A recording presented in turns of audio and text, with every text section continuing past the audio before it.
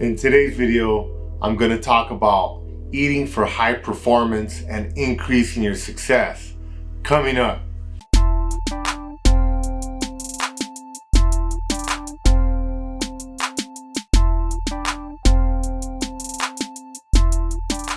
Hi everyone, this is Ernesto from AttaBoyCowBoy, and on this channel, we give you health and wealth tips to help you be successful.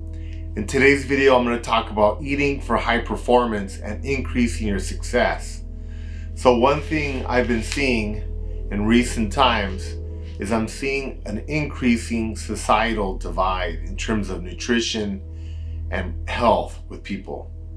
What's happening worldwide is obviously we're becoming overpopulated and all of our resources are strained. I remember I was listening to a professor that had won a Nobel Prize at USC, and he was talking about how our planet was made to support 1 billion people. Obviously right now we're at 7.5 billion people. We're 750% beyond what the earth is made to sustain. So that's causing a lot of environmental damage, and we're having a lot of issues with strained resources, pollution, over farming, soil depletion, all sorts of other stuff, right? So how do we protect ourselves from this? Well, one thing I see is I work in a lot of different neighborhoods, and like anywhere else in the world, there are lots of differences in societies and income and classes and everything else. So when I go to low income neighborhoods and I work with people that are of low income, I see that they have a lot more health problems. I see a lot of what I call diabetes and obesity. And when I go to the nursing homes or the hospitals, I see people that are of lower income. They tend to be a lot sicker, and they usually start getting pretty severe health problems in their 50s and 60s. Whereas people that are a little more affluent are getting sick more in their 70s, 80s, even 90s, and in some cases in their hundreds. And over the last 20 years, I've been analyzing what's going on with these people. You know, why is there such a divide? Why are people so sick compared to others? Well, in school, one of the things I studied was anthropology and ethnographics of why people eat what they do and where and why in the world. So what I see is because of these strained resources, we're producing a lot more of this genetically modified food, GMO food, corn, wheat, you know, a lot of these high fructose corn syrup, a lot of additives, and a lot of highly processed food to be able to feed this vast population we have. And a lot of this food is really inexpensive, and it's highly filling, and it gives you a lot of calories, because that's what we're trying to do, is produce the most amount of calories at the lowest price, so we can feed people economically and we don't have as many people starving to death like we used to in the 80s. And for the most part, it's been a success. People are getting fed, people aren't going to sleep hungry at night. It's been really good. Now, the thing is that it's causing a class divide. When I go to Whole Foods or some of these healthier markets where they're selling organics and they're selling grass-fed meats, I see really thin people, and they look healthy. I look at their complexion, their eyes, their teeth, their smiles. They look great. And when I see the patients in the hospital, same thing. They look great. They eat really good. I ask them what they eat. They eat the same stuff as the other guys. They're eating donuts. They're eating, you know, whatever. Obviously, they eat the meats, the breads, everything. Now I ask the other folks that are overweight, they have diabetes, high blood pressure, and they have all sorts of other problems. They're lethargic, they look tired, their eyes are cloudy, their skin doesn't look good. And I ask them, where are they shopping at? Well, they're shopping at the dollar store, they're shopping at these discount stores where they're buying a lot of food that's pre-packaged, canned, and frozen. So those foods tend to have a lot more preservatives and a lot more genetically modified ingredients.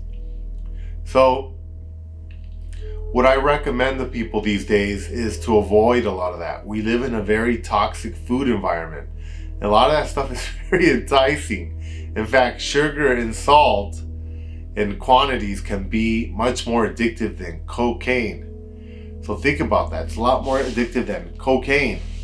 So you want to try to avoid drinking sodas, eating donuts, eating, a lot of this stuff. But you especially want to avoid it if you're eating it from sources that are questionable. This highly processed, mechanized food that's injected with all these chemicals. I get this question a lot. I get people asking me, hey, Doc, why is it that when I go to Europe or I go to South America or Mexico or Canada or whatever, why do I start losing so much weight and I eat a lot more?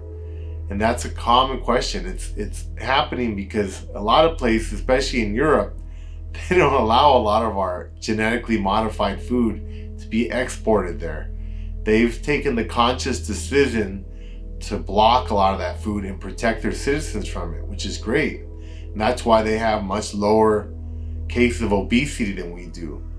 But in other countries where they do accept our food, they're starting to have the same problems we are. In fact, Mexico, which is our neighbor here in the United States, they are number one in obesity, and they've been number one for about the last 4 years in the world. What happened? What caused that? Well, we signed NAFTA, the North American Free Trade Agreement. And what started happening is the United States started flooding all of our highly processed food over there, all our snack foods and our protein bars and all this, Kellogg's and all this General Mills, etc. This Franken food. And the people just started eating it up because it's highly addictive, it's very tasty, has a lot of salt, a lot of sugar. And in exchange, Mexico started shipping us all their fabulous food that they have because they're in a tropical environment. They have a longer growing season than we do.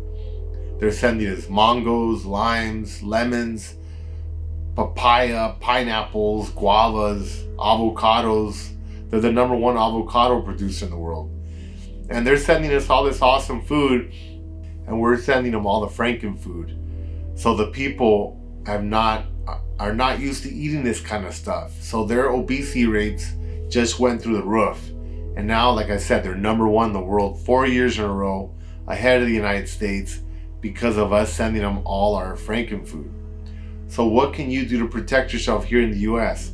Well, try to avoid a lot of this stuff. I go to the store and I'm a vegetarian and I try to eat organic and all this stuff. And I see some food that is just, wow, it looks like it's gonna make you like brand new. It says organic, free range, gluten-free, kosher, whatever. And it has this beautiful packaging, and they're like vegan sausages or vegan hamburger patties and all this kind of stuff. And all of it sounds great because I don't get to eat a lot of that stuff because I choose not to eat meat. But at the end of the day, even though it's organic and all this other stuff, it's still highly mechanized and processed. And what happens is, I want you to think about like wheat, for example. Let's say you have the wheat kernel. It has a strong shell on it. You eat it, and it has a lot of fiber. So it has some health benefits.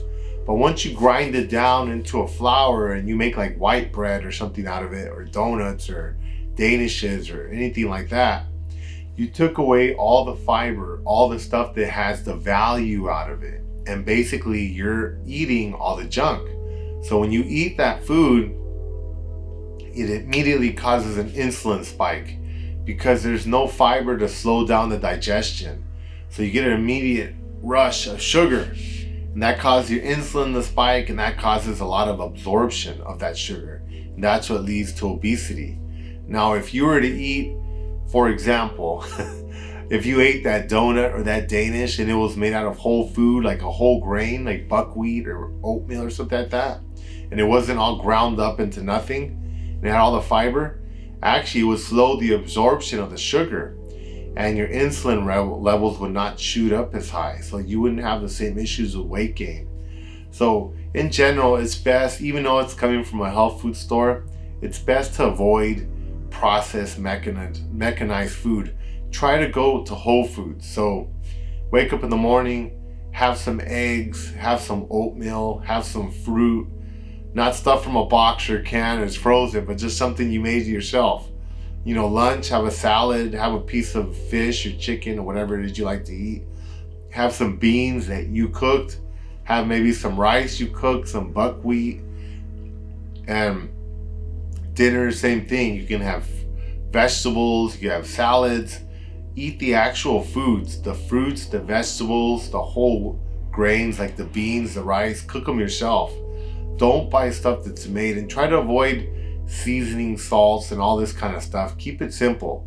Salt, sugar, pepper, onions, garlic, stuff like that.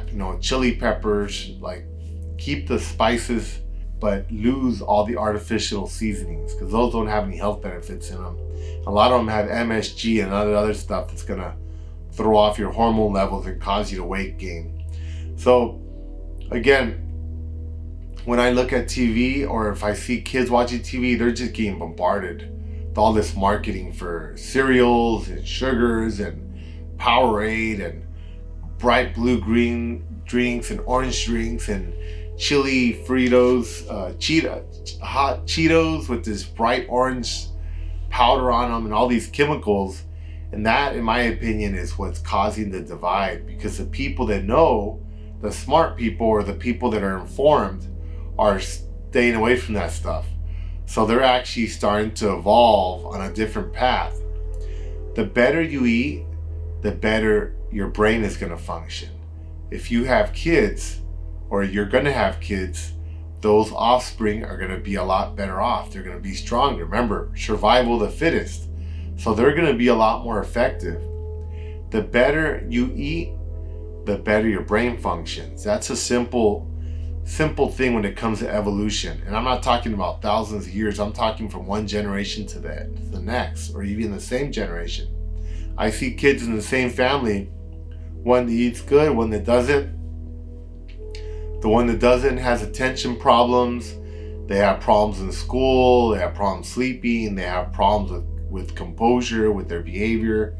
And the ones that eat good, they're the good students. They're the ones that are paying attention. They don't get into fights. They have a lot less issues as children. And that translates into adulthood.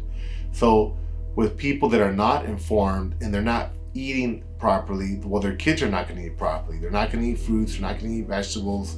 And unfortunately, those kids are going to be doomed to decrease performance. So they're not going to do as well in school and sports or any other stuff. And throughout their life, they kind of start lagging behind in performance and success. And it starts kind of creating a second class. And that's what I'm seeing, especially in this toxic food environment. The people that are in the know, again, they're separating and they're growing. The ones that are not are actually going further down and they're getting more problems. The kids are having a lot more obesity, and in general, those communities are suffering because they're not getting as many people that are effective or successful because of the food they're eating. Another population I see it's affecting are homeless people. We have a homeless crisis here in the United States and a lot of parts of the world. And I talk to a lot of homeless patients, and again, this is my opinion, but a lot of them, when I talk to them, they're not all drug users. And I'm trying to figure out what is wrong with these folks. Well, I go through their diet. They drink soda every day. They eat white bread. They eat sugary cereals. In fact, a lot of cereals, breakfast cereals, have more sugar in them than candy bars. So think about eating cereal every morning for breakfast. You're just getting a big dose of sugar. So over long term, I feel like a lot of these people are doing brain damage to themselves. And that's not my opinion. That's proven by research that if you eat a poor diet, or you're eating a lot of sugar, or you're eating a lot of processed oils like soybean, corn oil, vegetable oil, canola oil, all of those are all bad for your brain and they do brain damage. So this constant eating this bad food every day is actually starting to do a lot of brain damage to people. And I'm seeing people all ages, a lot of anxiety, a lot of problems with attention. And again, it's affecting their success. And I'm seeing a lot more homeless people now. Now, it's easy to draw that correlation, but that's just my opinion. I think a lot of these people are falling out and not being successful, becoming homeless because of what's happening to them. They're getting caught up in this toxic food environment. It's destroying their health, and they're not able to function properly to be effective in society. So again, thank you for listening. And if you have any questions, please comment below. Thank you.